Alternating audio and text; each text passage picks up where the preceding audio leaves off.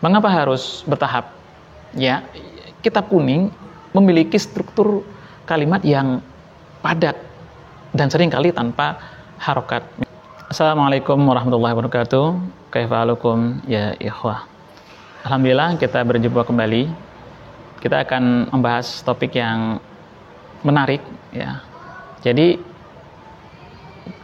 kitab kuning itu kan terdiri dari banyak kata ya. Jadi menyusun kata dalam kalimat menjadi kalimat itu sesuatu yang sederhana tetapi bisa menjadi kompleks itu ya.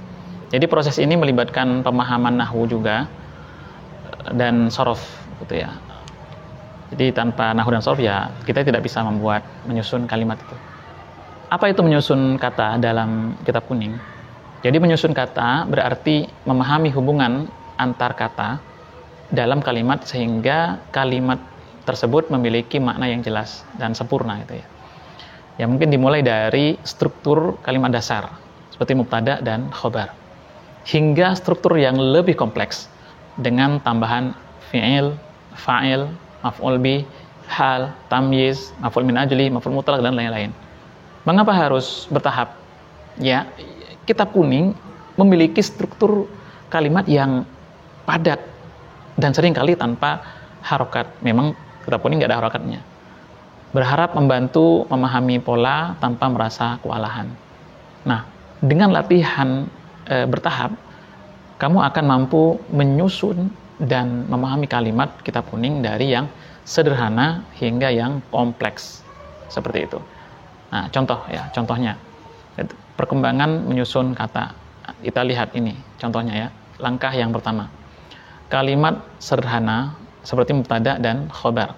Mubtada dan khobar. Al-ilmu nurun. Ilmu adalah cahaya. Ilmu mubtada marfu, nurun khobar marfu. Jadi dhamma semuanya karena marfu. Artinya ilmu adalah cahaya. Kemudian langkah kedua, kalimat dengan tambahan fa'il dan fi'il. Ya, kataba at-talibu darsan. Kataba fi'il madhi mabni fathah. Kemudian at-talib itu fa'il marfu dengan dhammah. Kemudian darsan maf'ul bih. Ya, mansub dengan fathah seperti itu karena dia isim mufrad. Artinya murid menulis pelajaran. Kataba at-talibu darsahu mujtahidan taman. Ini yang diperkembangkan lagi nih. Kalimat ini melibatkan maf'ul bih, hal dan sifat tam. Ya. Kataba at-talib ta'allama talib mujtahidan taman. Murid belajar dengan sungguh-sungguh yang sempurna ya, kesungguhannya sempurna ya. Jadi menyusun kata itu seperti membangun rumah. Dimulai dari fondasi dulu ya. Dimulai dari fondasi dulu, kemudian tambahkan bagian-bagian lain seperti dinding, atap, kemudian jendela. Ya, ini maksudnya struktur tambahannya ya. Akhirnya rumah siap dihuni seperti kalimat siap dibaca ya, paragraf yang siap dibaca. Nah, bagi antum yang ingin mengikuti pelatihan gratis ya di WhatsApp grup, silakan klik link di bawah ini, itu gratis ya, free. Lalu kemudian pertanyaannya, apa yang dimaksud dengan kalimat sederhana dalam kitab kuning? Nah, coba apa? Jawabannya kalimat yang hanya terdiri dari dua bagian seperti mubtada dan khobar. Contohnya tadi ya, al-ilmu nurun. Pertanyaan berikutnya, kapan kita memasuki kalimat kompleks? Jawabannya adalah ketika kalimat memiliki lebih banyak elemen. Seperti tambahannya itu adalah seperti ada maf'ul bi, hal, idhofah dan yang lain-lain itu menjadi lebih kompleks. Nah, langkah-langkah perkembangan menyusun kata dalam kitab kuning itu seperti apa?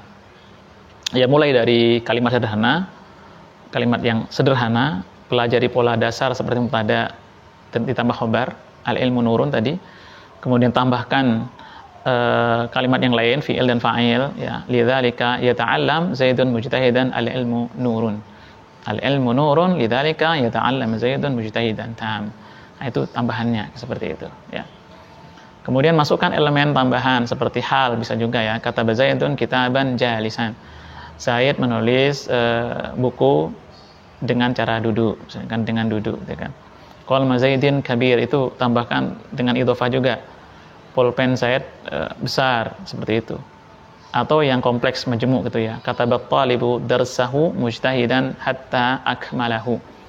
Murid menulis pelajarannya dengan giat sehingga menyelesaikannya. Itu sudah kompleks. Ada mubtada khabar, ada hal ya, ada sifat gitu. Kemudian ada jawabnya juga. Nah, itu lebih kompleks. Seperti itu. Katabat talibu darsan itu ada maf'ul bihnya juga. Darsan itu maf'ul bih. Katabat talibu darsahu mujtahidan, ditambahin hal di sini, mujtahidan hal, seperti itu. Nah, dengan jika memahami proses menyusun kata terasa sulit, jadi pendekatannya pendekatan latihan. Berarti ulangi. Ya, ulangi kalimat sederhana dengan variasi mubtada dan khabar. Tambahkan fiil, fa'il, maf'ul bih secara bertahap.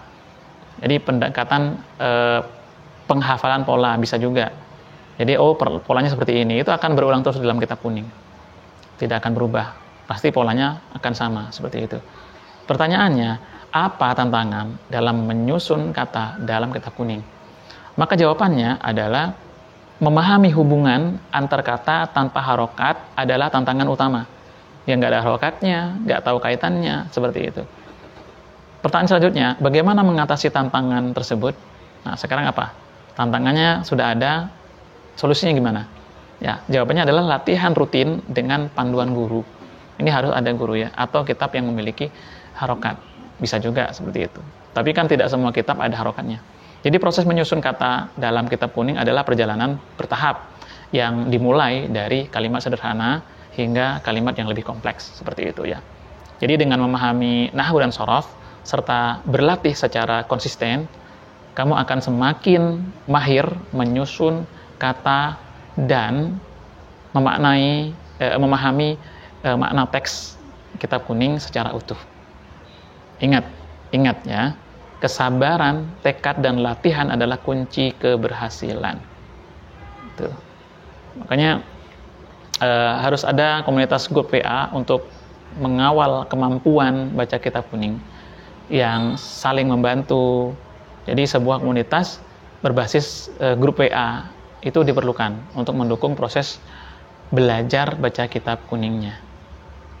Jadi komunitas ini memungkinkan anggota itu saling berbagi ilmu. Jadi motivasi dan pemecahan masalah dalam belajar itu bisa. Dan saya punya grupnya tuh. Jadi saya membuat grupnya itu nanti bisa bertanya-tanya, nanti saya akan menjawab seperti itu.